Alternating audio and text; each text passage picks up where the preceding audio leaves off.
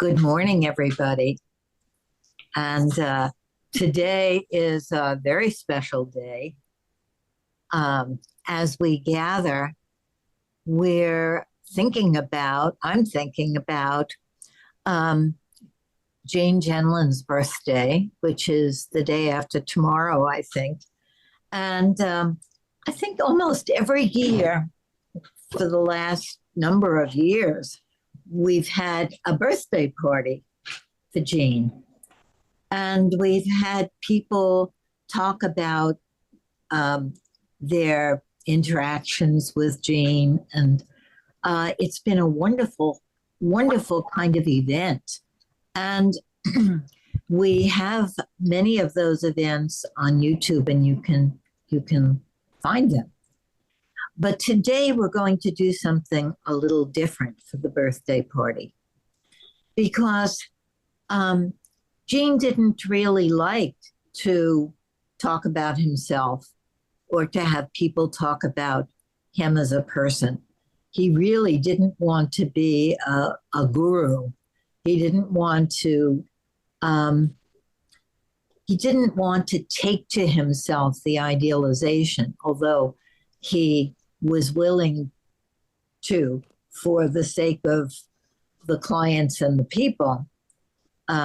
He would say, well, if they're relating to this big me, who am I to say they shouldn't, But what Gene wanted most urgently, most passionately, his whole life is something that we should give him as a birthday gift. And what he wanted, I think all of you know, is for focusing to be findable. And all of us have found it, although there could be a couple of people here who haven't found it yet, but maybe they're in the process of finding it. And so I thought today we would give Jean the birthday gift of talking about how we found focusing. And let's not tell long stories, but short vignettes about how we found focusing. So maybe we could think about that together. And Christine is going to put up a few pictures of Jean because they're pictures that someone posted on my Instagram, but I don't know these pictures. So I'm very happy to have them. Happy to have them posted on my Instagram. So let's take a look at them together, and then that will give us some thoughts, maybe, if we allow them to, about how we found focusing. I was going to say, while we're waiting for the pictures, that's a good. Oh, here's one of them that I think, as we really look at this, there's so much of his spirit in this picture. Anybody that wants to say anything, just say what you see, or can you zoom into that, Christine, to his face? I don't know if you can do that.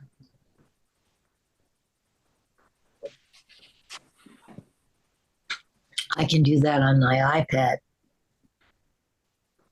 He certainly looked like he has space to move into the right direction, like the quote. Yes, that's right. That's right. I think this might have been at Kopala where he was giving a workshop. It sort of looks like that to me.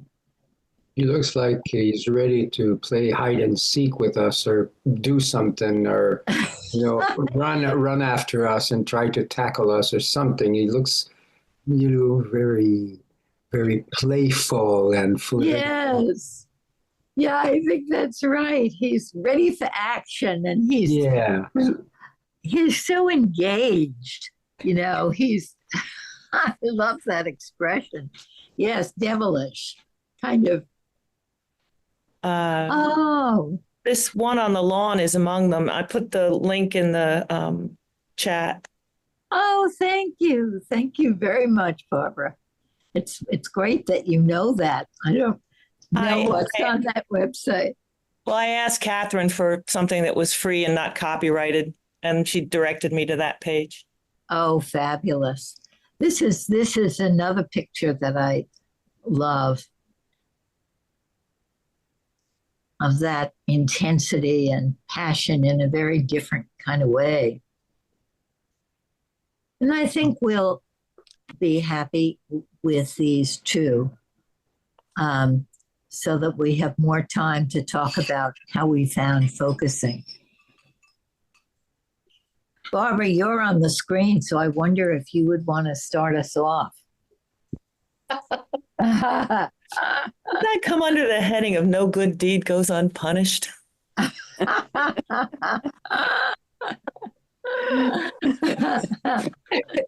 You an invitation, not a punishment.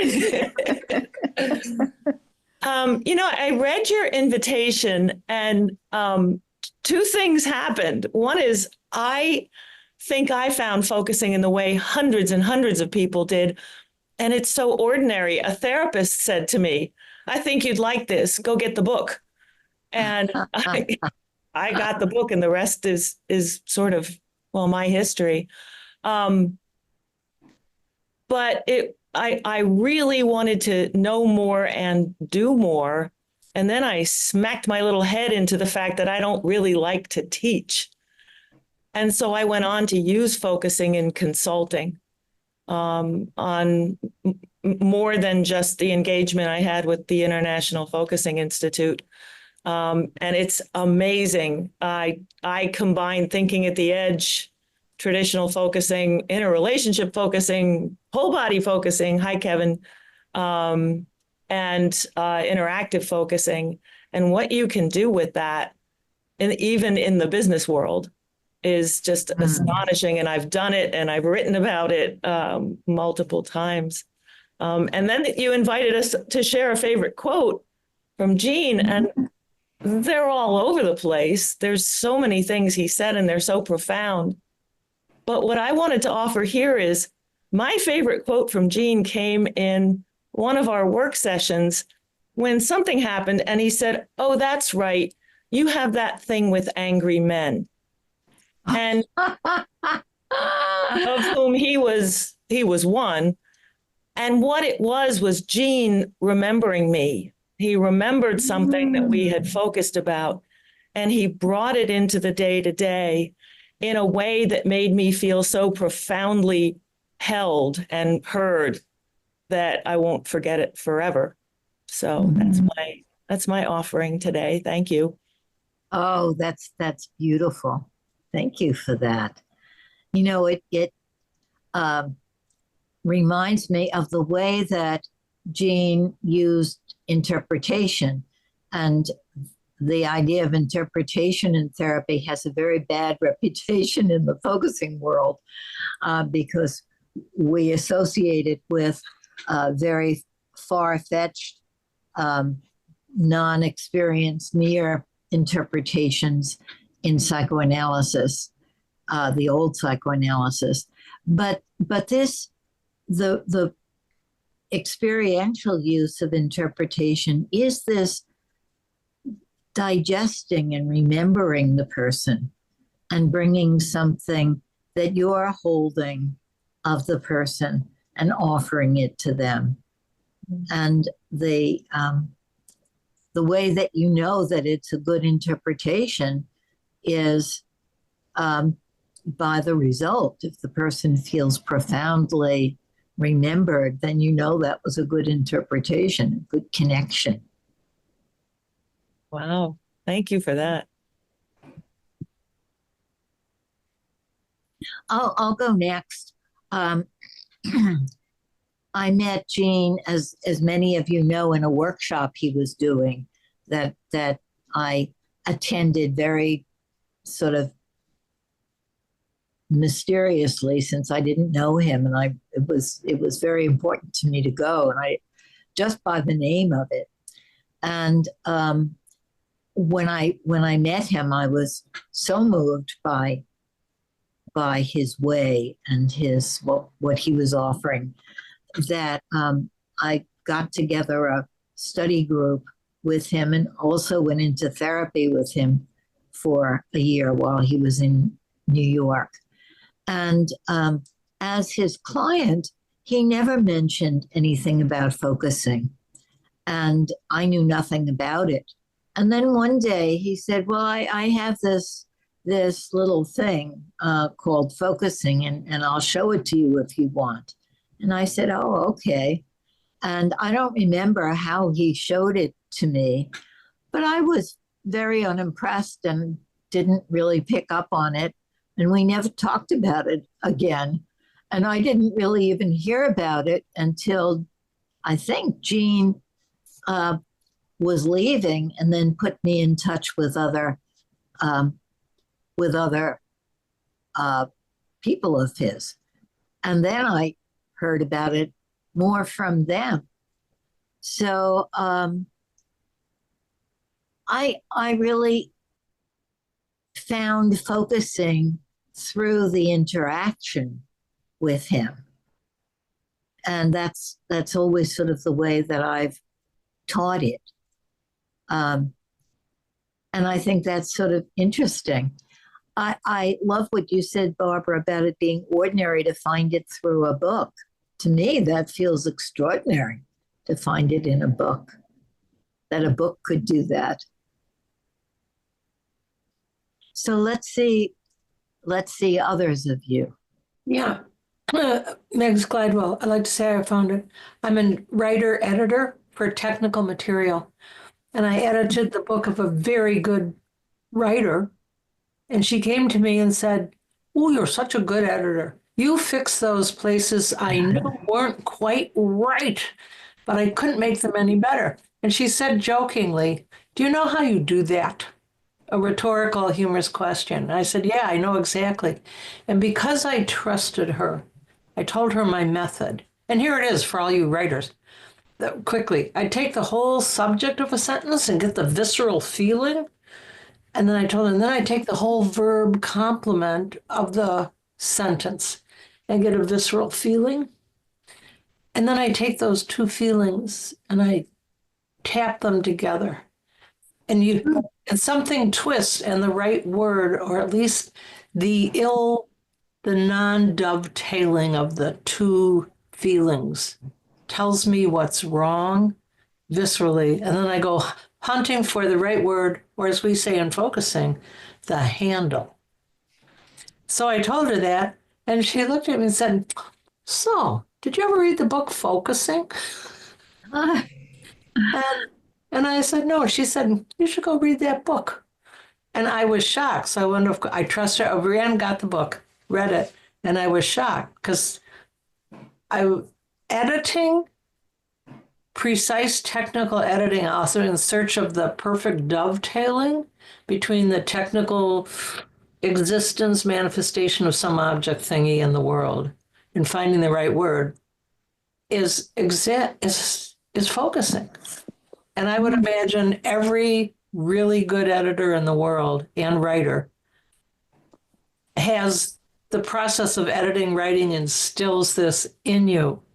And what was so funny in The Great Reward, I only use this process when writing technical manuals. Nothing to do with my life. Very, very interesting. And so I read the book. By the way, the best feeling for me in the book, the best description was in the focusing, the little book. When you're on the airplane and you finally remember what you had forgotten. Yes. There's the same phenomena you get in Trivial Pursuit when you're, Donald Duck. A funny instance of felt sense, blah, blah. So that's how focusing, that's how I was lucky enough to find focusing. That's a wonderful story. My inner Jean is very happy with these gifts, these birthday gifts we're giving him. Jean would say, if you think your story is ordinary, then that's very, very important because it's an instance of something. And each person is so very different.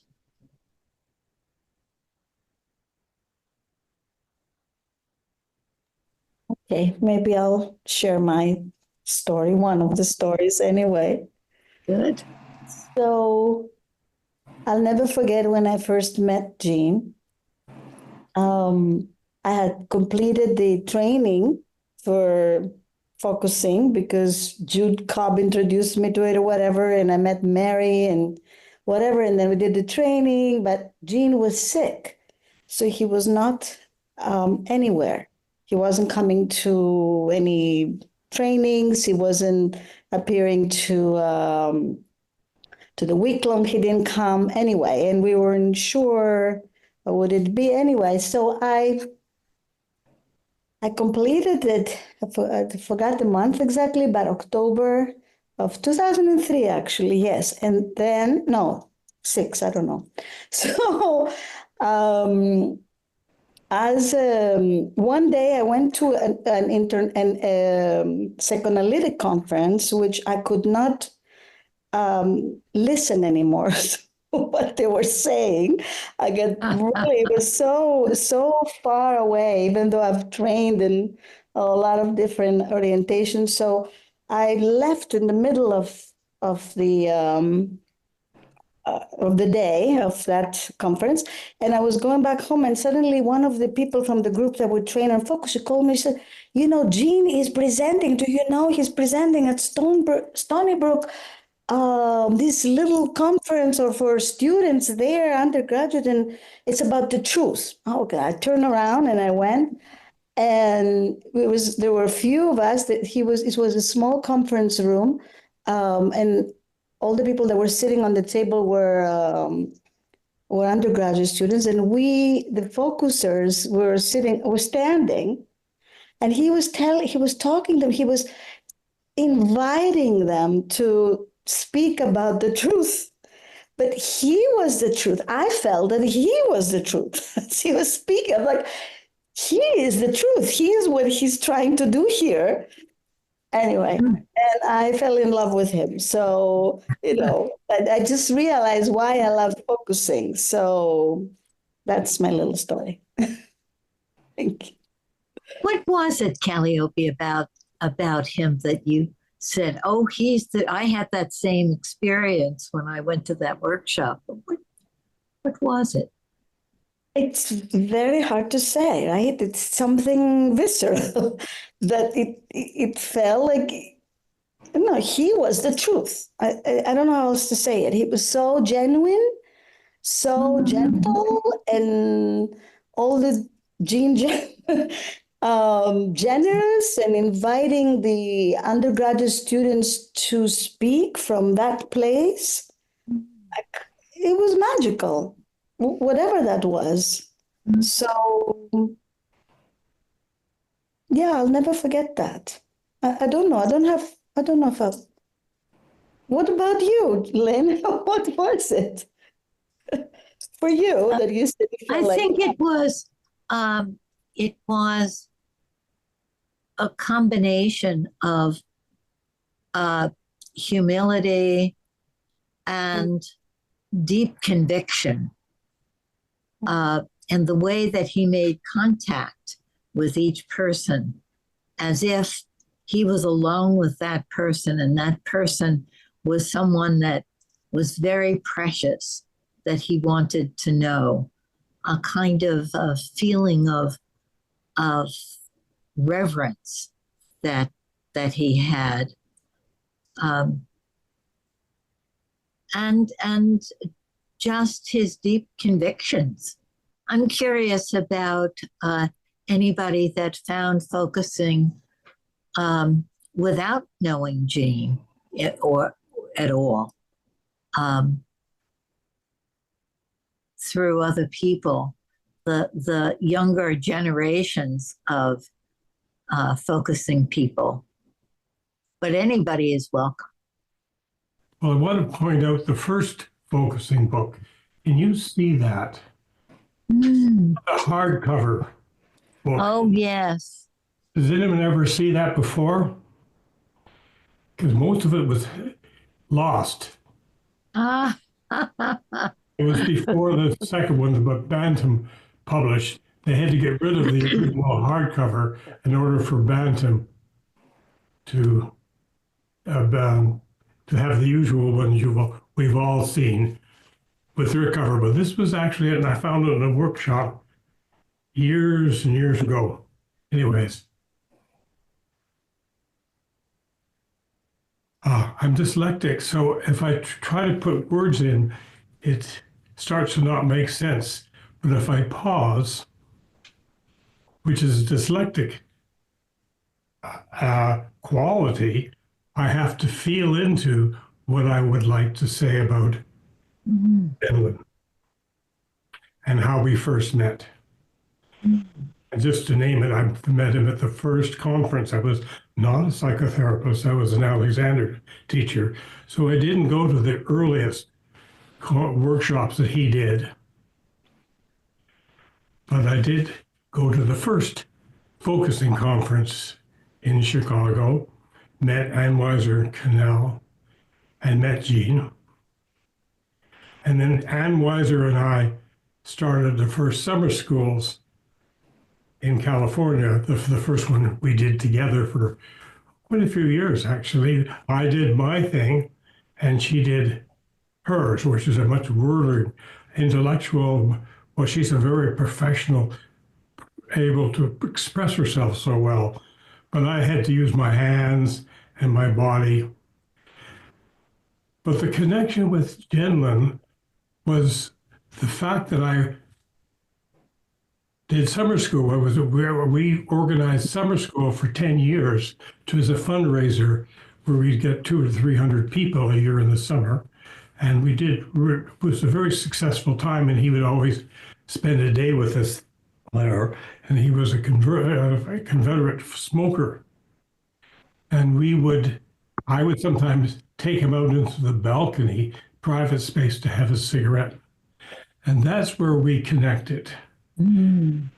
He was an excellent listener, amazing listener, but I couldn't feel a sense of him there. He was a very private person, and I needed to feel a connection with you in order to know what to say to you. It has to be both ways or I'm lost.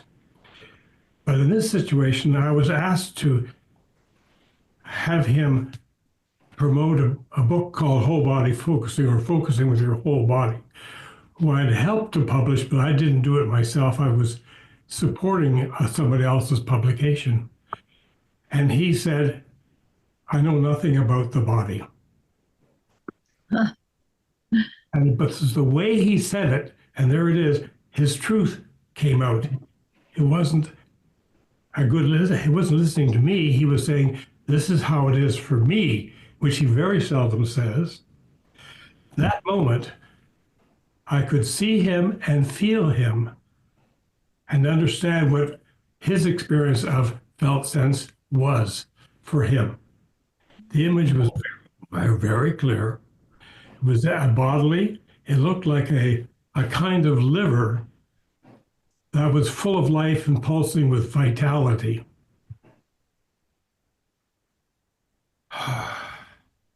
Just taking it in myself. I knew that he knew when he used the words felt sensing, there was this experience inside himself from which he was speaking.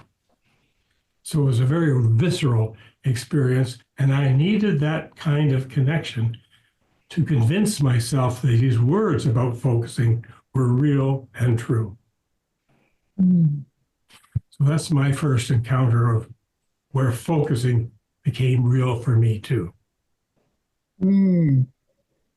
you could feel him Exactly. in his primacy of the body, and yet he knew nothing about the body in some other way. Yes, well, very well put, which is paradoxical. He knew everything and nothing at the same time. Yes. That was his real. That was beautiful. That I could relate to. Thank you for reflecting that back and then. Yes, I thank you for putting that into words and into a story, because I always puzzled over that I could feel that he didn't connect in his also in his smoking, didn't connect to his body very much, and yet he knew so much about the centrality of body and that larger body, that when he talked about it, it wasn't the physical body, but this larger body. Yes. Yes. Okay.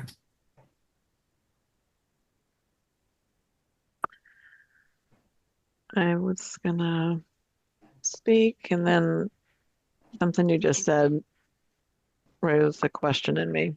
Lynn, you said something about this larger body, and I've heard reference to a larger system from Gene. Just curious, was that one and the same for him, or?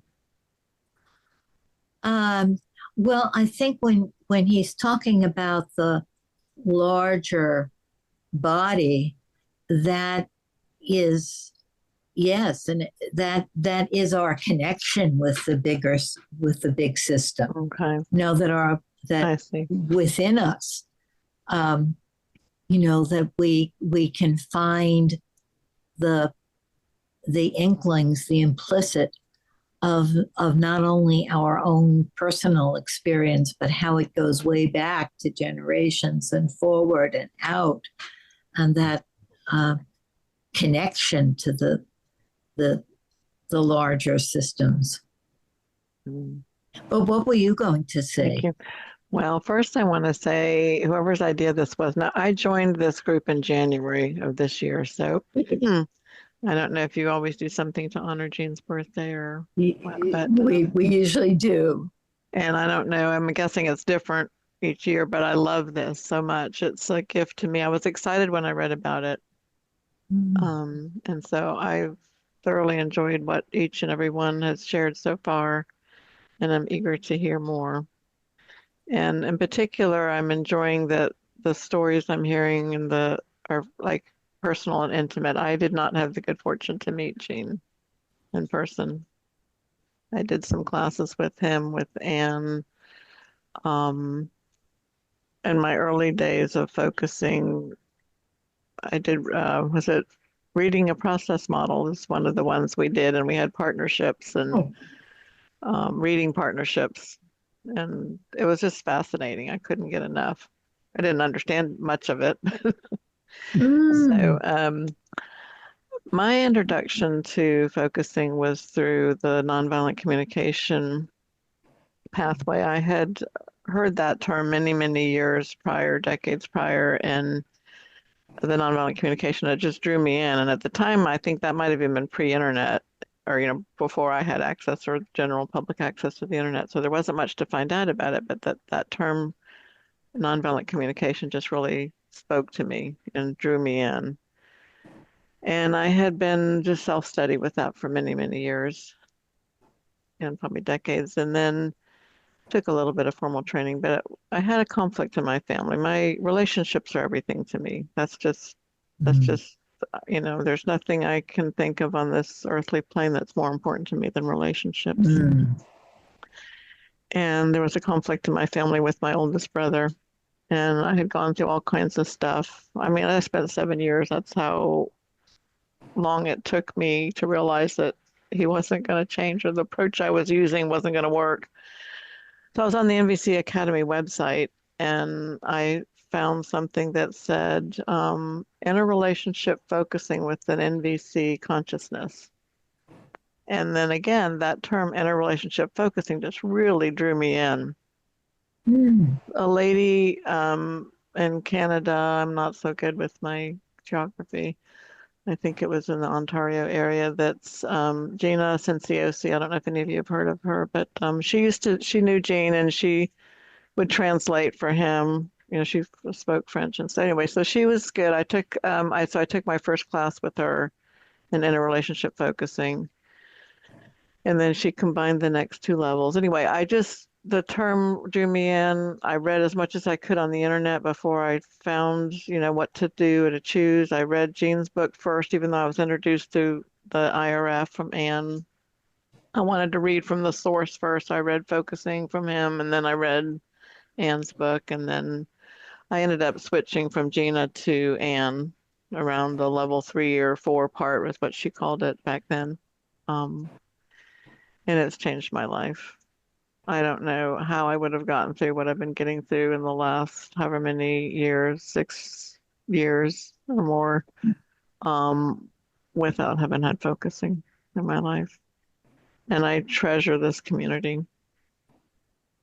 Thank you so much. Thank you. I forgot to share my quotes. I have a couple, not my quotes, but some of my favorite quotes of Jean's. They're all favorites. Yeah, Most of them really speak to me, but one that I have kept out on view. Okay, here it says, experience is a myriad richness. We think more than we can say. We feel more than we can think. We live more than we can feel. And there is much more still. Oh, I love that. Beautiful. And then Where is that from? Oh, let me share that with you in just 1 minute. I'm going to share another quote from Jean. Right.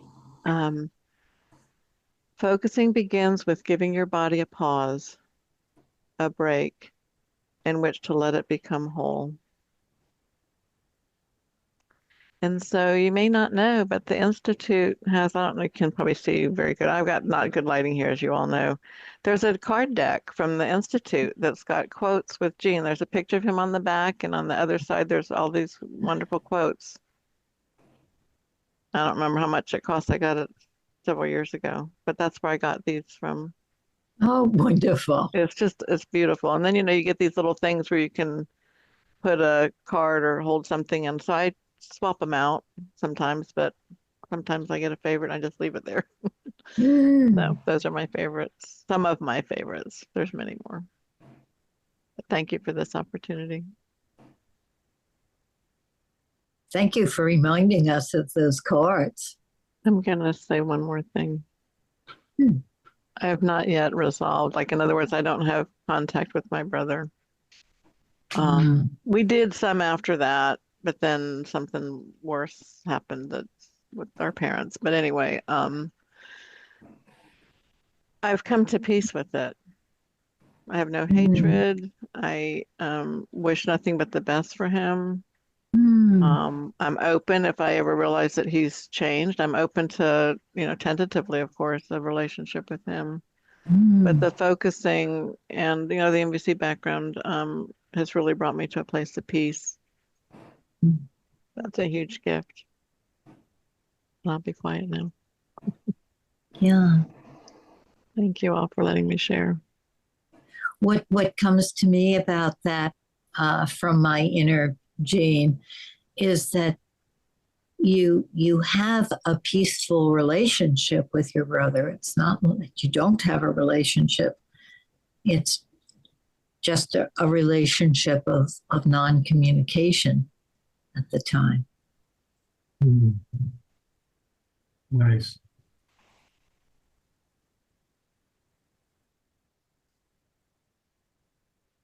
Vivian, I'm so curious about how you found focusing, but I don't want to put you on the spot. Yeah, you already put me on the spot. I already did. I'm shameless. No. But I think I can share probably from a different perspective. I had a lot of pain since I was very young. Since I can remember things like, maybe elementary school. And I always feel, everybody got pain in their body. And I don't know that until I quit my full-time job. Well, it's just too painful to continue full-time job, so I quit. And after that, I went back. Well, I came back to psychology. And so I started, with the very popular psychoanalysis here in China.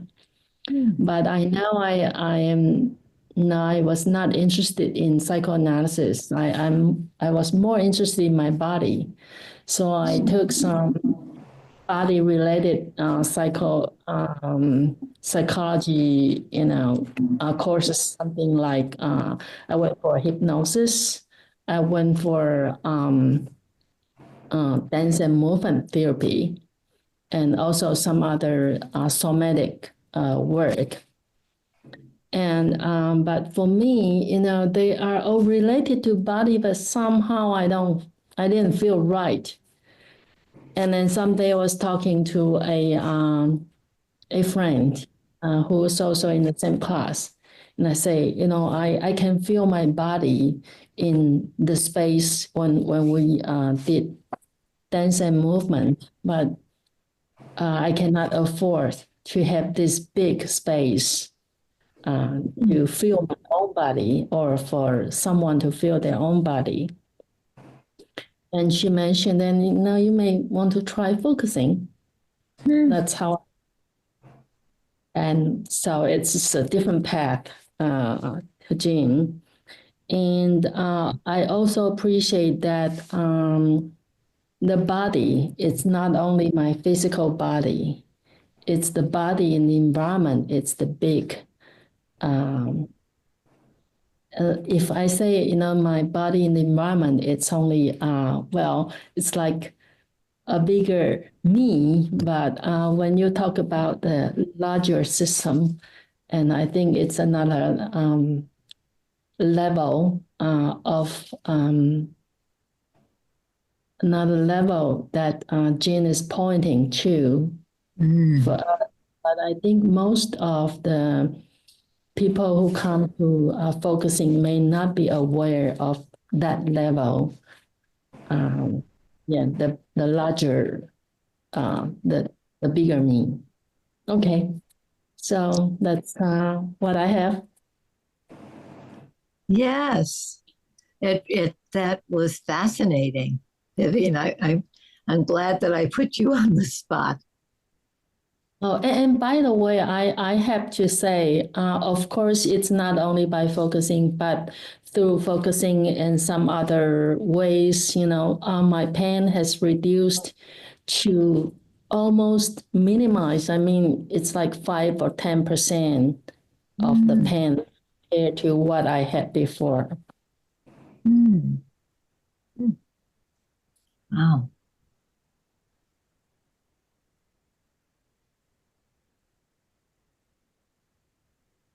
There's a mysterious relationship between the physical body and its pain and the larger body.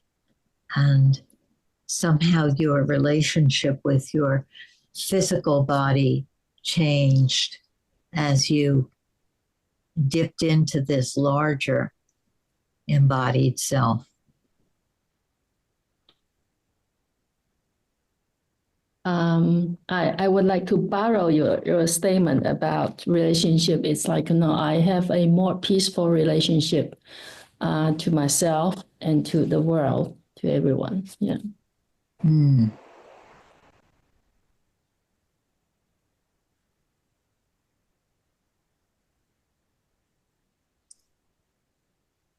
Jim, can I put you on the spot?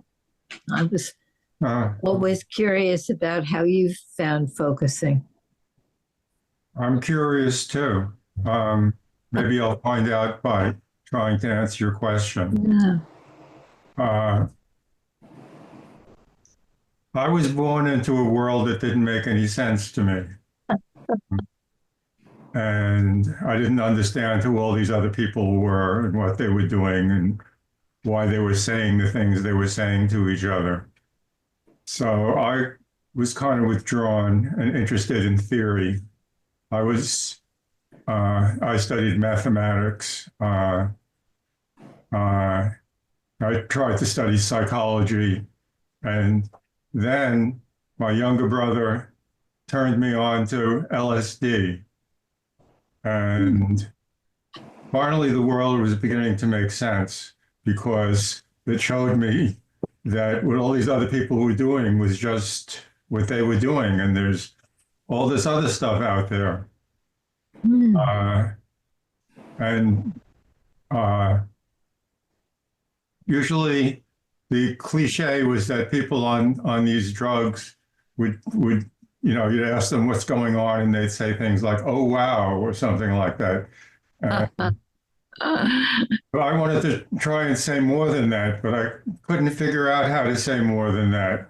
So I had this idea that there's all this stuff that you couldn't talk about.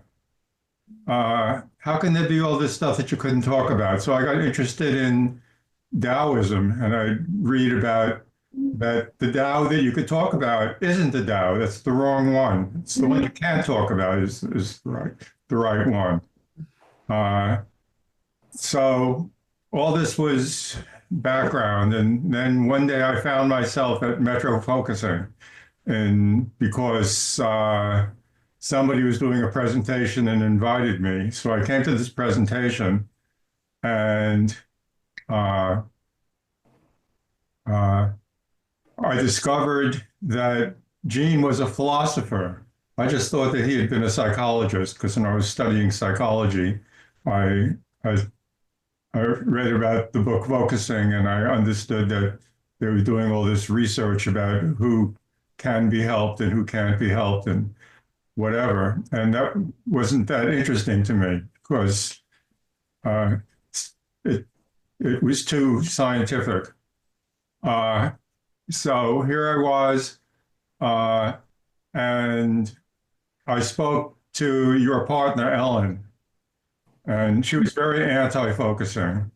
And she would say, what is this felt sense that they're talking about? I don't believe in the felt sense.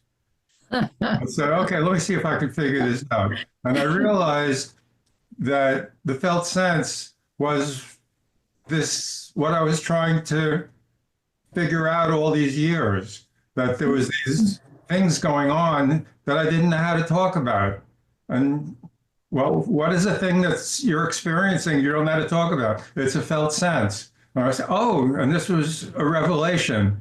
And so here is a person who solved my problem. So it was very exciting that my problem now, there was a word for it, and there was all this philosophy about it. So I got into it kind of from the standpoint of philosophy.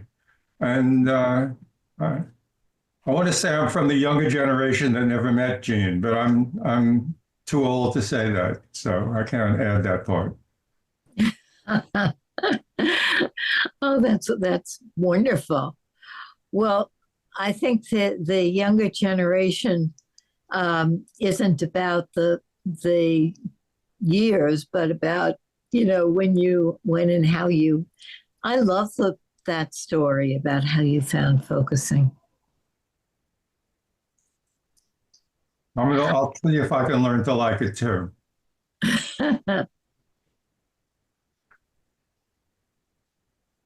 I mean, I would call on everybody because I'm so curious about Sashi, about Nikhil, Dorothy. Denise. We have Hello, good morning. Good morning. Yes, I'm Denise, and I want to share how I found focusing. Oh, great. Yes, I went to have a massage, and the therapist told me, Denise, why don't you go to the Chacalas retreat in Mexico of focusing? And I don't know what's that. And she told me, oh, you should go. Why don't you search information and go? So I started searching information about focusing, and then I went. So I found focusing in that retreat in Mexico. Wow.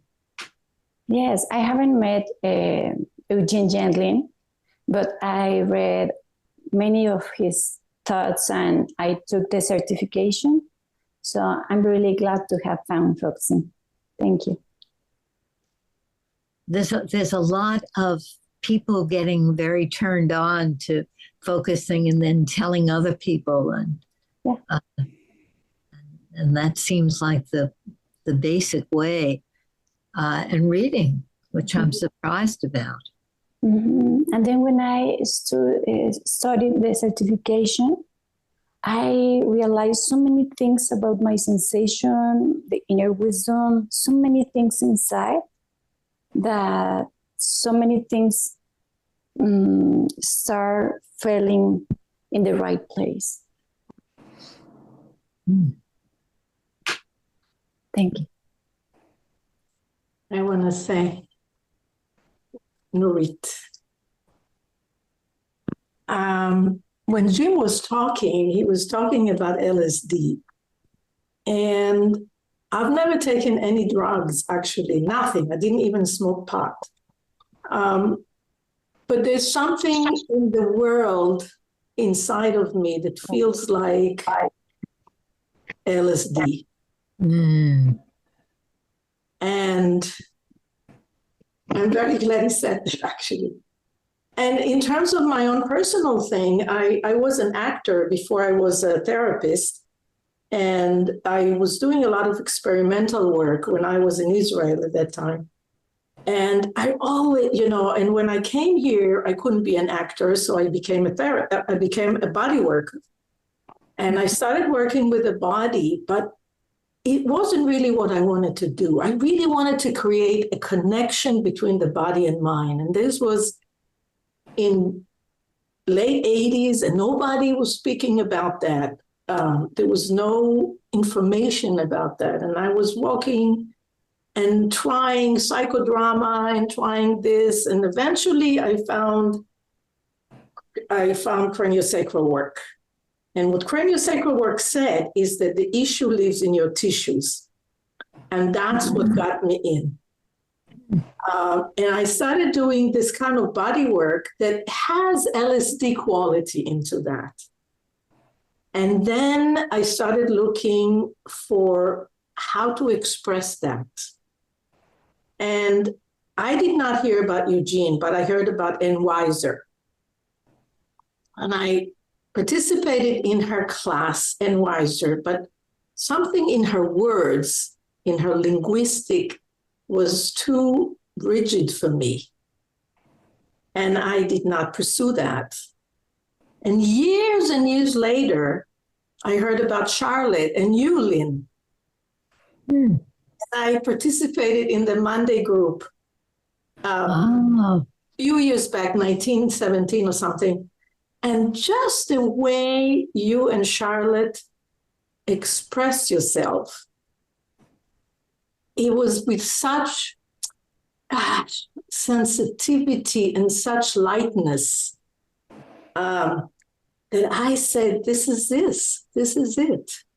And then I got into this whole world of focusing, and I participated, and I took the training and all of that. And that's how I got involved in focusing.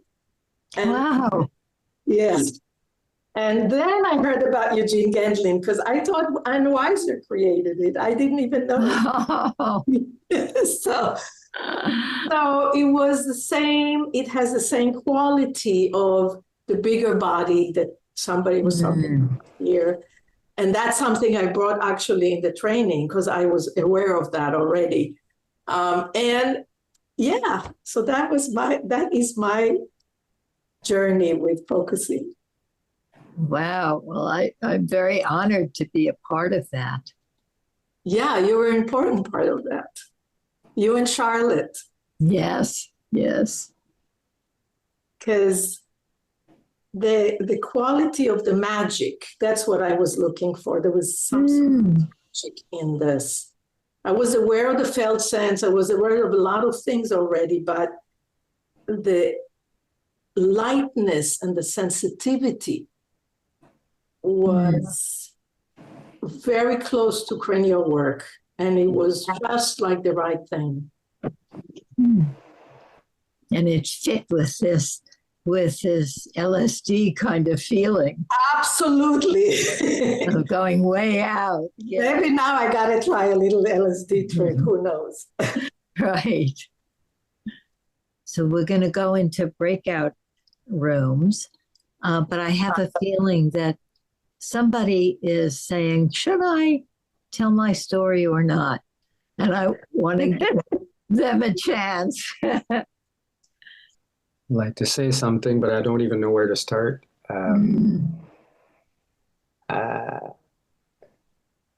Thinking about a place to start, I don't know. I think I discovered focusing before I even knew what it was, even before I knew what I was doing. I remember, I think the word that really defines my process of discovering and learning, because I've always been extremely interested and fascinated by the learning process, how I'm awakened to something that was always there but couldn't see, couldn't feel, didn't know, how I transcend, ignorance and become more cognizant, experiential, how change happens. And I would define it like, it's not the right word, but it's close to magic. There's something connected.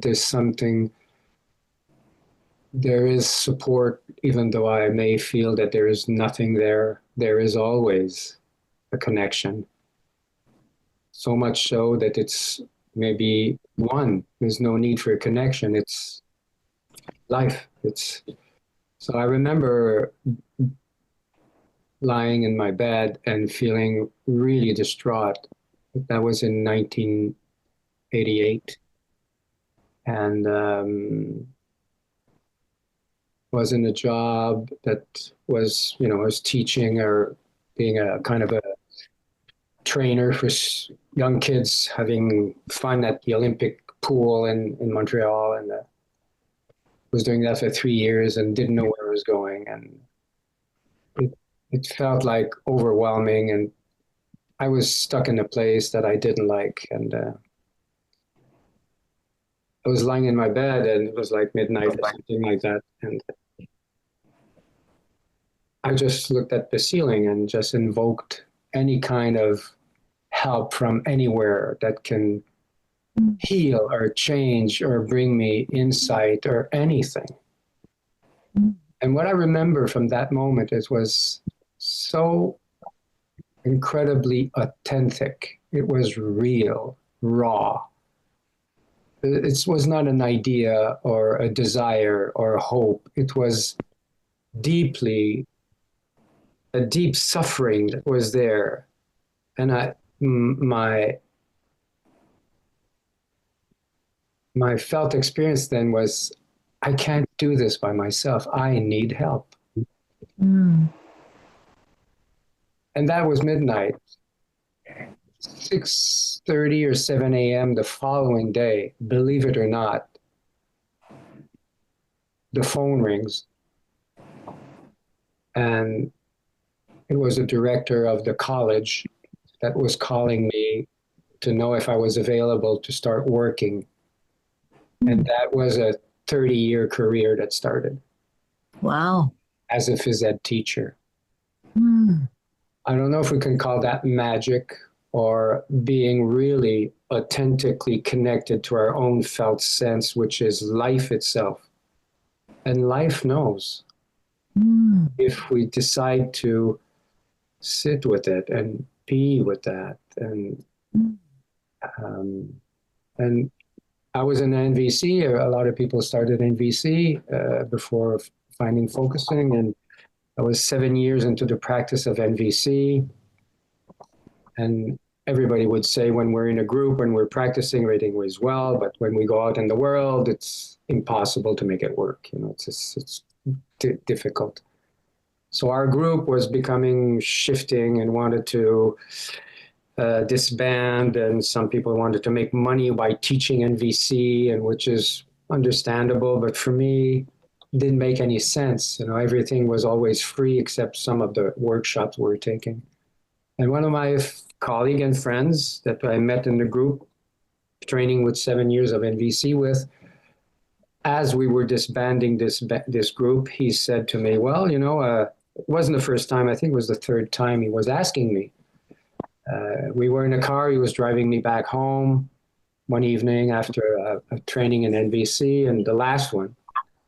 And he said, you know, I'm learning to become a focusing accredited teacher, and I need a student. Would you like to learn focusing? And it was like something was ending. There was nothing in front of me. There was only this opportunity. It was like, this is magic again. This is just stuff where just, you know, the opportunities were there. It was there only for my grabbing. It's like, am I going with the flow? And I practiced focusing for 10 years. Like I was doing, you know, I'm a phys ed teacher, and I was a Canadian champions and athlete, and everything I was doing and learning and everything whatever I was doing was getting always better because I was alive. I wasn't trying to do anything. I was just living the pleasure of being alive. And for 10 years, I was just doing these things and practicing focusing, and at least I thought I was. And then I met Beatrice Blake, and I started TAE. Wow. This is the wow that Jim was talking about. It was like, oh, this is focusing. So I started really, in my own point of view, to practice focusing or to live focusing in January 23. So it's like just 2 years ago. And it's been an incredible change. And then it's a bit when I started also participating in your groups, Lynn, and wanting to be in this incredible community of people who are learning about themselves and sharing how we all feel together and enjoying a ride of not knowing exactly what we're going, but liking the process of moving forward. So Yes.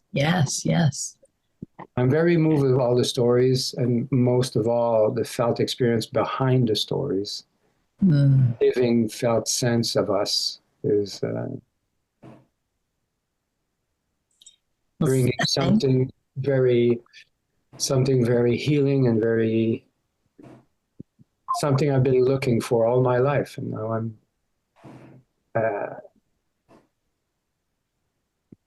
I would say experiencing it. I'm beginning to live it in a small step. So thank you for listening to me. Thank you very much. That someone that you're representing the people that come to focusing through their own organic living, through NVC, and then through TAE, which is, you know, another way in to focusing. Okay, so we're going to be in breakout rooms for 15 minutes, and we'll come back at 9:35. So those who haven't shared have a chance to share. I'll see you all at 9:35.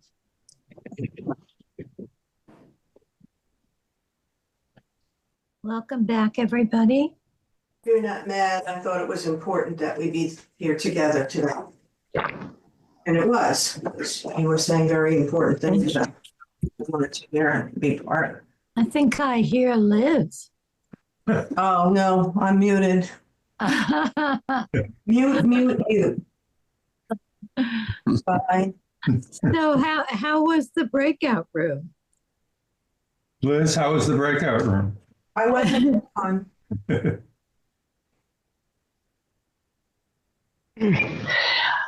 Ours was so wonderful. So look at this. You see the flower behind me? Yes. Speaking. Who's You speaking? see when I'm at the edge, which doesn't always happen, it goes the light, you'll see it at some point. See, there, you see? Oh, funny. Yes. Looks like a halo. Looks like a halo. That's a LSD effect. Yeah, It's the right. It's an LSD LSD effect. Yeah. And I was talking with our group, which was so wonderful, and telling them about this Sufi that was known to bring the sacred into the dawn, into the light. And I thought, oh, that's what we all do in some way or another. Yes, sort of materialize it. Yeah, because I think for many years it was just very much hidden. You kept it to yourself, or else a lot of times you'd be out from the match. Anyway, yeah. And I was saying how we are, now. It's not so much that one expert. All of us are actually the experts. Uh-huh. Very nice. Yes, Sophie, it was very nice to be in the breakout room. What you saying, Jadina? Yeah, that's it. That's it. Reminds me some words of Thich Nhat Hanh about we need a sangha of Buddha. And one Buddha is not enough. Oh, that's right. I think this is a focusing sangha. Yes. And in a way, it feels like it is, to me, it embodies something about Gene that I really love. And I was talking in the breakout room.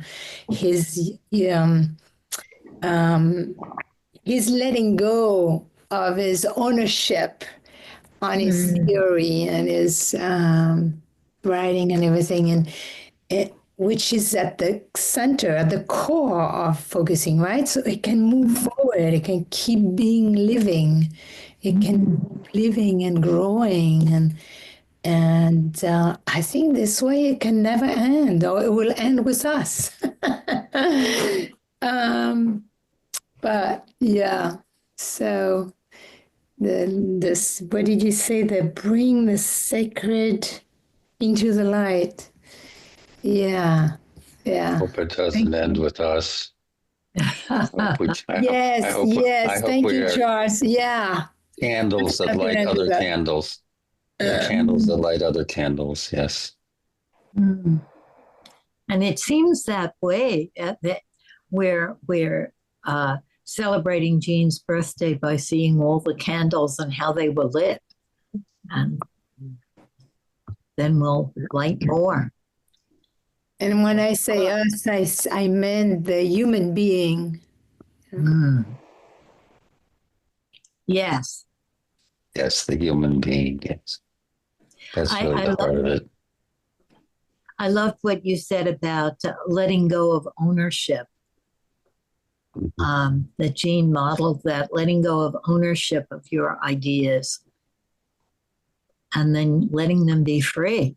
Okay, I wonder, Dorothy, if you have a quote to end our birthday party. I do. Let me. I just want to say thank you to everybody. It's been a wonderful party. Yes. I have a quote I love. One little quote. One by Gendlin, that I love. What is true is already so. Owning up to it doesn't make it worse. Not being open about it doesn't make it go away.